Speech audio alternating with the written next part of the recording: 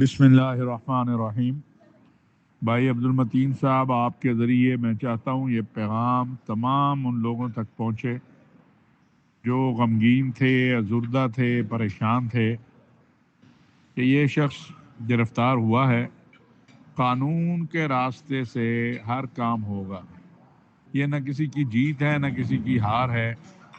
اللہ تبارک و تعالی نے مہربانی کی ہے۔ یہ شخص، اس کی زبان لمبی ہو گئی تھی اور اب رسول اللہ صلی اللہ علیہ وسلم کے حوالے سے جو الفاظ اس نے استعمال کیے وہ ناقابل بیان ہیں، ناقابل قبول ہیں۔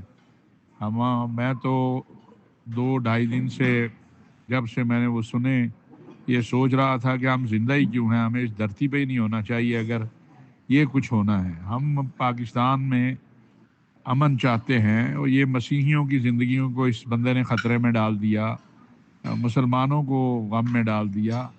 اس پر ہمیں قانون کے ذریعے جو قانونی راستہ ہے، حکومت کو سب سے پہلی ذمہ داری حکومت کی ہے، حکومت کو اپنانا ہے۔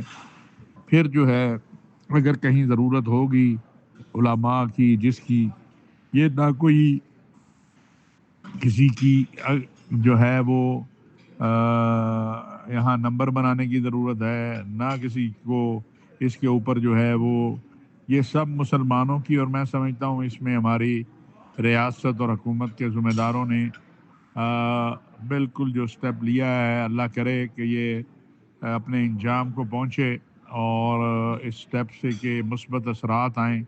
ہونا یہی چاہیے کہ ریاست جب اس طرح کا کوئی بدماش پیدا ہو جائے تو پھر ریاست کو اس پر بہت پہلے کارروائی کرنی چاہیے تھی، لیکن دیر آیت درست آیت۔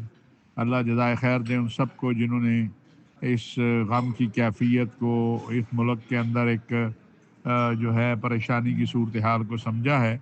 اللہ کا شکر ادا کریں، رسول اللہ صلی اللہ علیہ وسلم پر کثرت سے درود شریف پڑھیں اور دعا کریں کہ اللہ تعالیٰ یہ جو عصر حاضر میں فتنے نکل رہے ہیں، بالخصوص یہ جو توہین کا فتنہ ہے، اللہ تعالیٰ اس سے ہم سب کو محفوظ کرے اور نجات دلائے۔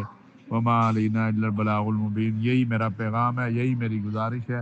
یہ نہ کسی، الحمدللہ یہ ہر اس شخص کے لیے خوشی کی خبر ہے جو محمد رسول اللہ صلی اللہ علیہ وسلم سے محبت کرتا ہے، لیکن فکریہ لمحہ بھی ہے کہ یہ سلسلہ رکنا چاہیے اور اس کے لیے قانون نے جو راستے دیے ہیں ہم سب کو وہ راستے اپنانے چاہیے۔